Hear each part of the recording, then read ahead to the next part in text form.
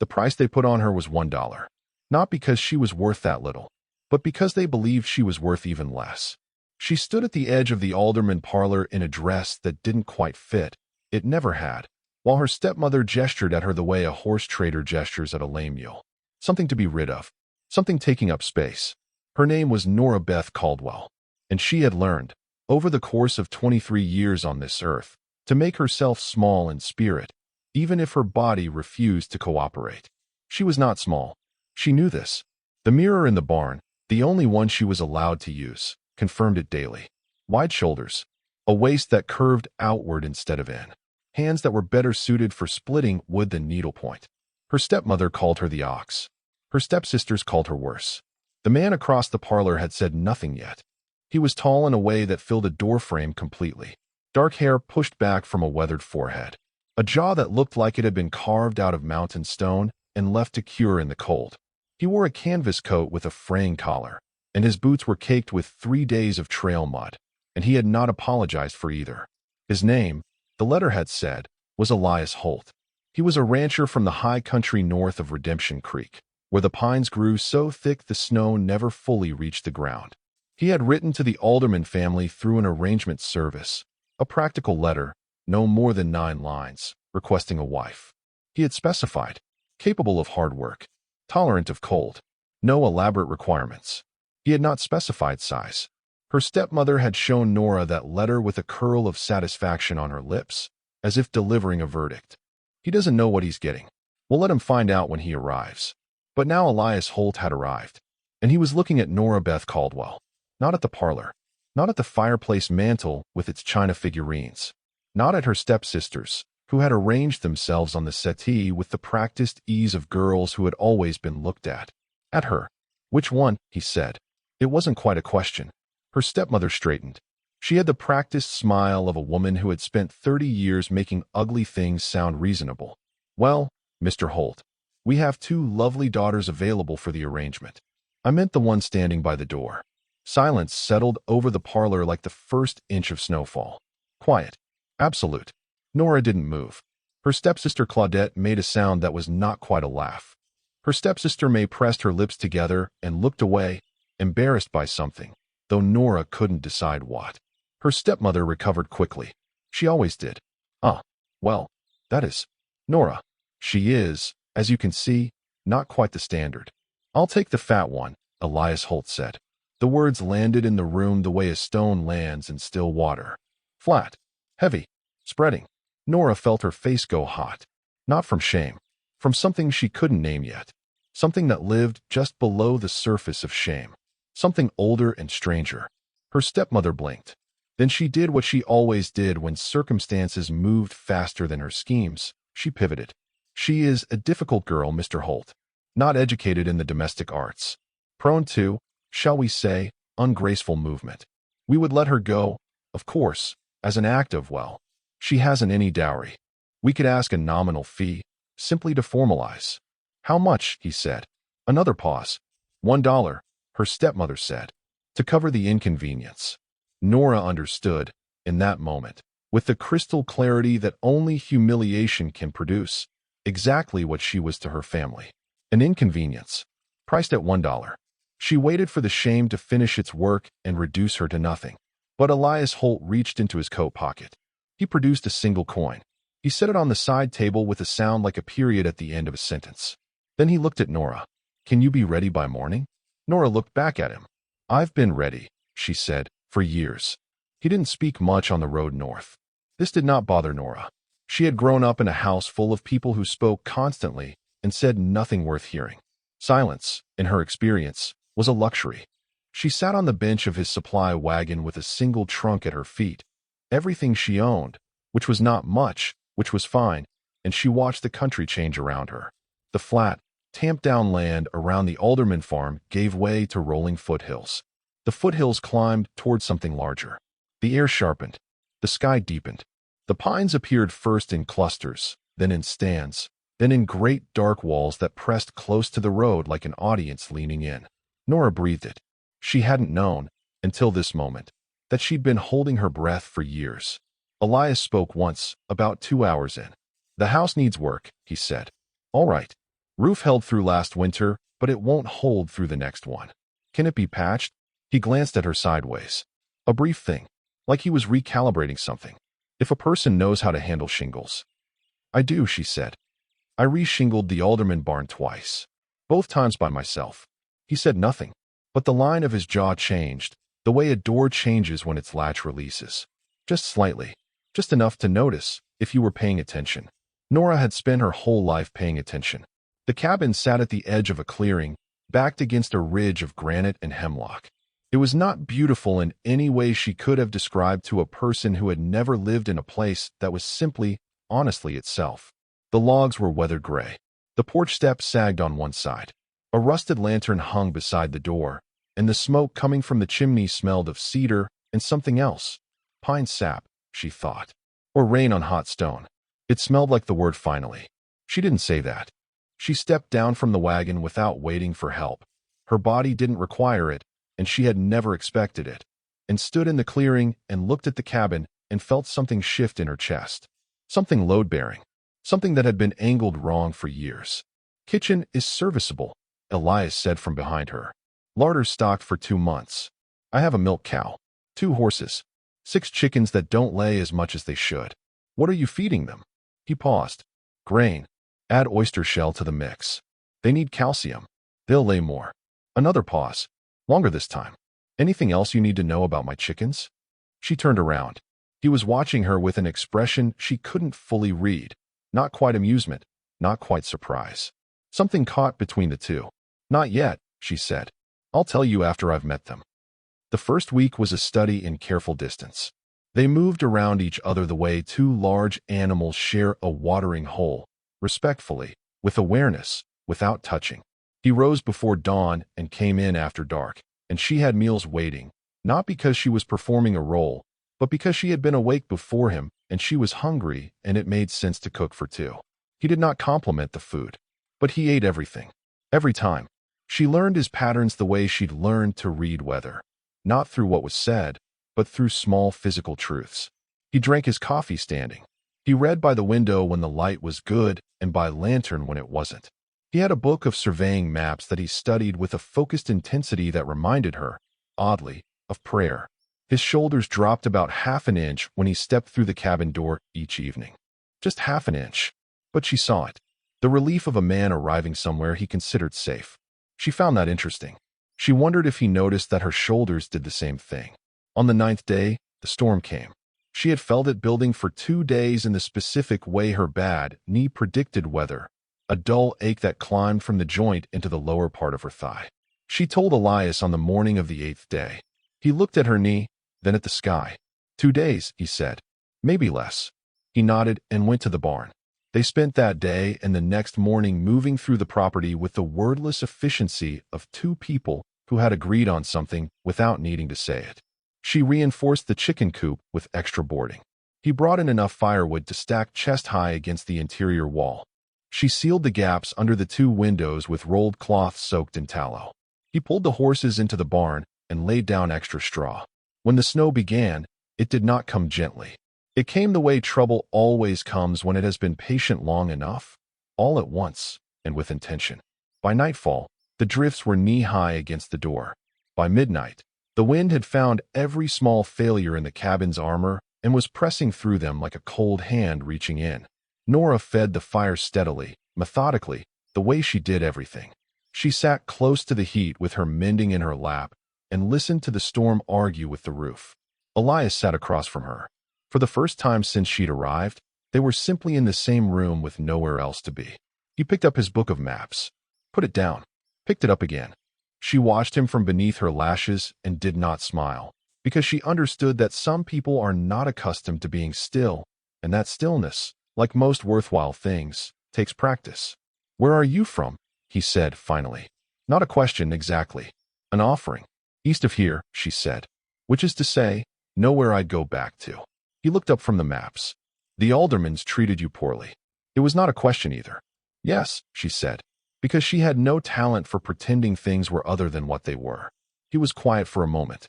I noticed, he said, that you flinch when a door slams. She set down her mending, looked at him directly. I noticed, she said, that you sleep with the rifle inside the bedroom door. The fire crackled. Not because I'm afraid of you, she added carefully. Because something made you that way. Something that happened before. And that's your business, not mine. He looked at her for a long moment. The firelight moved across his face, finding angles she hadn't cataloged yet. My first wife, he said.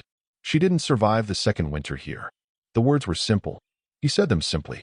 But she understood that simple was the form that enormous grief took when it had been carried long enough to find its true shape. I'm sorry, Nora said. She was not. He stopped. Began again. She was a woman who needed warmth. In all its forms. And this place is cold. You thought she'd adapt. I thought love was enough of a furnace. Nora considered this. It isn't, she said. But it helps. The storm pressed against the walls. The fire held. She fixed the roof on a Tuesday in late October. Elias had gone to Redemption Creek for supplies, a 2-day trip, and she had spent the first morning walking the property the way she always did when she had the land to herself. Assessing, cataloging, thinking. The northeast corner of the roof had a weakness she'd identified in the second week. A section where the shingles had lifted at the edges and the underlayment had gone soft. It would fail before December. She knew it the way she knew things, through careful observation and a body that had spent 2 decades doing the work that other people assigned to animals and machines. She got the ladder from the barn. She got the shingles from the shed. She got the hammer and the tin of nails. And then she climbed. Her size, which had been the punchline of her family's particular brand of cruelty for as long as she could remember, was not a liability on that roof. Her weight was an anchor. Her arms, which her stepmother had once described as unfortunate, drove nails with a clean authority that required no second strike. She moved across the roof with the specific confidence of someone doing a thing they are built for, in a body designed for exactly this, in a place that needs exactly what they have. She was halfway through the second section when she heard the wagon. Elias had come back early. She heard him stop in the yard. She heard the silence that followed. She kept working. When she climbed down, he was standing at the base of the ladder. His supply boxes were still on the wagon. He had not unloaded them. He had, it seemed, simply stood and watched. The northeast corner was going to fail, she said. I had the materials. He said nothing. She began cleaning the hammer with a rag. Nora. She looked up. He was looking at her with an expression she had not seen directed at her by anyone. Not her father, who had been gentle but helpless. Not her stepmother, who had looked at her with consistent calculation. Not the few boys in town who had looked at her with confusion, as if she were a problem in a language they hadn't studied. Elias Holt was looking at her with something that took her a long moment to identify, because she had never seen it aimed at her. He was looking at her with respect, not the performance of it, not the version a person produces for an audience. The real kind, the quiet kind, the kind that lives in the eyes and doesn't need a speech. Thank you, he said. 2 words. She nodded, and turned away before he could see what happened to her face. She went to Redemption Creek with him in November for the first time. She had not been eager for it. She knew what towns were. She had grown up on the receiving end of their particular talent for assessment. She knew how to walk into a room and feel the calculations happening. The quick inventory. The verdict delivered in a glance before a word was spoken. Redemption Creek was, in this respect, exactly what she expected. The general store went quiet when they entered. She felt the looks. She always felt looks. Her body had developed a specific awareness of them over the years, the way skin develops scar tissue, a protective thickness layered over something that was once tender. The storekeeper, a man named Gruber with small eyes and large opinions, looked at Elias with the expression of a man who feels sorry for another man, but doesn't want to say so directly. Holt, he said. This your wife, Elias said. Nora. Gruber nodded too slowly. A woman near the fabric bolts. Nora would later learn her name was Patrice Dunbar, a woman who treated other people's lives as raw material for her own entertainment, looked at Nora from head to boot, and smiled in the particular way that meant I am storing this for later. Nora met her eyes. She had learned, over the years, that the worst thing you could do in the face of that kind of assessment was to look away. Looking away confirmed the verdict. She had stopped looking away when she was 15, the day she decided that if the world was going to have an opinion about her body, it would at least have to hold eye contact while delivering it. Patrice Dunbar looked away first. Nora turned back to the fabric bolts and found a heavy wool in dark blue that would make good curtains for the bedroom window. On the way out, a man she didn't know said something to his companion that she didn't quite hear. She heard Elias stop walking. She put her hand on his arm. "Don't," she said quietly. His jaw was set. His shoulders had gone to the specific hardness she'd observed when he was preparing for something he found distasteful. What he said tells me everything about him," she said. "And nothing about me. Keep walking." He looked at her. Then he kept walking. They were 2 miles out of town when he said, without looking at her, "You do that often? Talk yourself through it." "Every time," she said. "Does it work?" She considered this honestly. "Less than I'd like. More than it used to." He was quiet. "I should have said something," he said. "You stopped," she said. "I saw your face." That was enough. Another silence. "It's not enough," he said. And he drove the wagon and said nothing else. But she noticed at the next stop, the miller's, for flour, that he walked slightly differently, positioned differently, between her and the room. Not in a way that called attention to itself. Not in a way that required acknowledgement. Just a small, deliberate thing. A man putting himself between his wife and the wind. She did not say anything. But something in her chest, that knotted thing that had been bound up for years, loosened another increment. December arrived like a kept promise. The snow came down in earnest, and the world outside the cabin became a simplified thing. White and gray and the dark green of the hemlock ridge and the orange square of the window against the dark.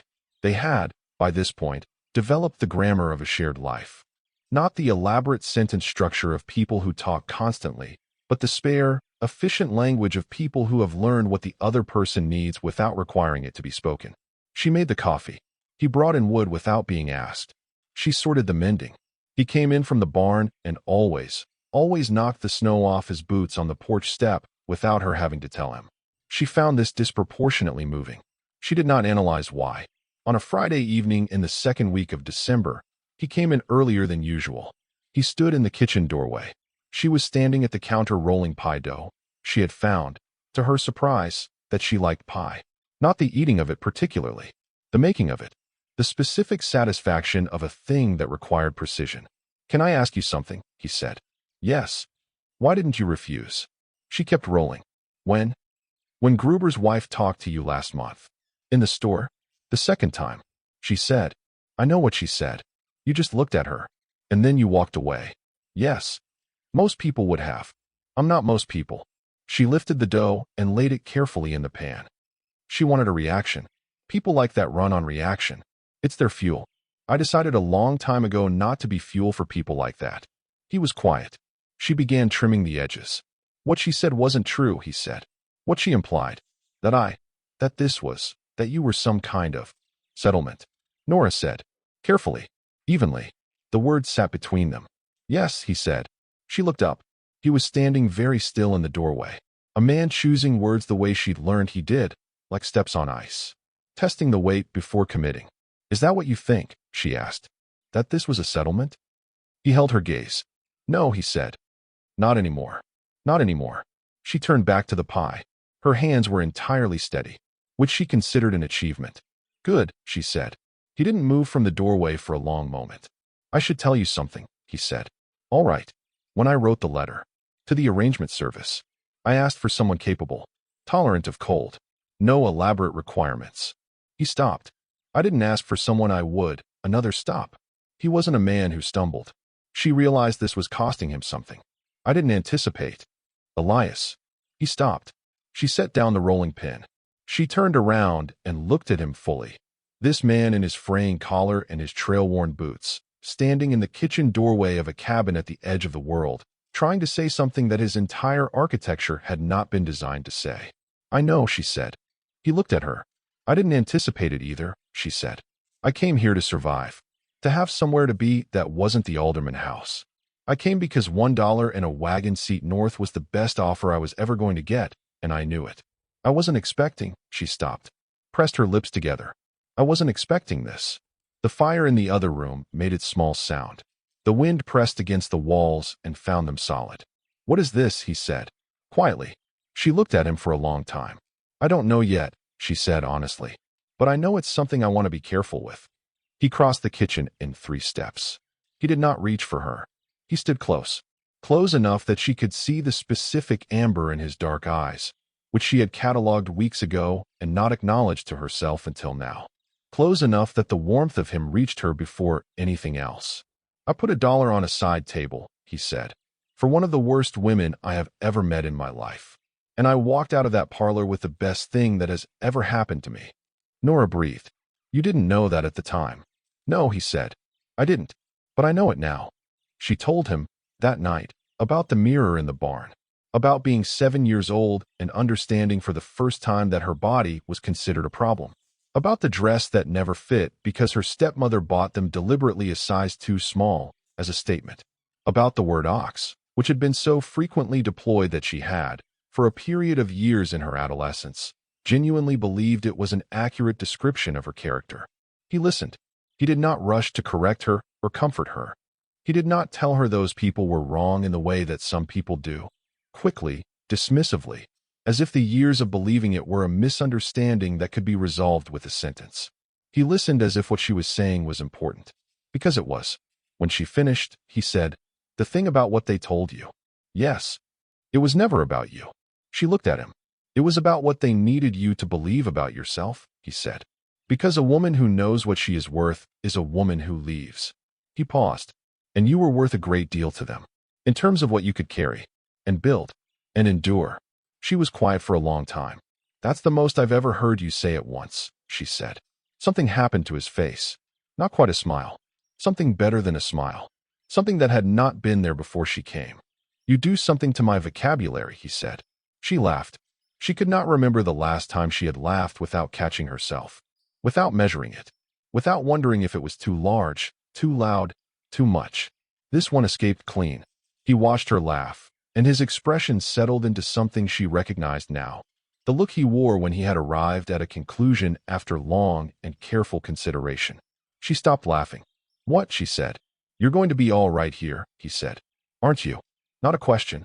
She looked around the kitchen, at the pie cooling on the counter, at the firelight touching the walls, at the window dark with winter and the faint sound of the hemlock ridge settling under its weight of snow, at this man, at this life, at this place that had been, from the first moment she'd breathed its air, exactly shaped like somewhere she was meant to be. "Yes," Nora Beth Caldwell said. "I think I am." Spring came the way it always comes to high country, not all at once, but in small, stubborn installments.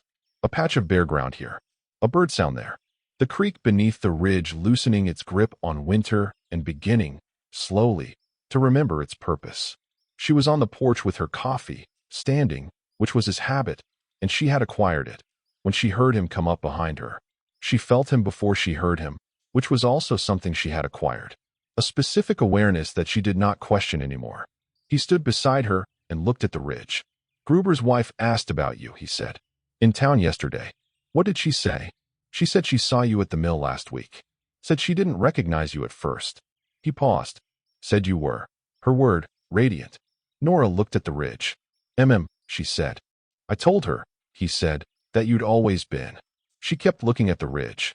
But her hand, which was wrapped around her coffee cup, was found, very quietly, by his.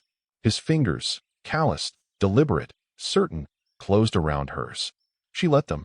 Outside, the first bird of the season made its announcement to the empty country. Below the ridge, the creek ran clear.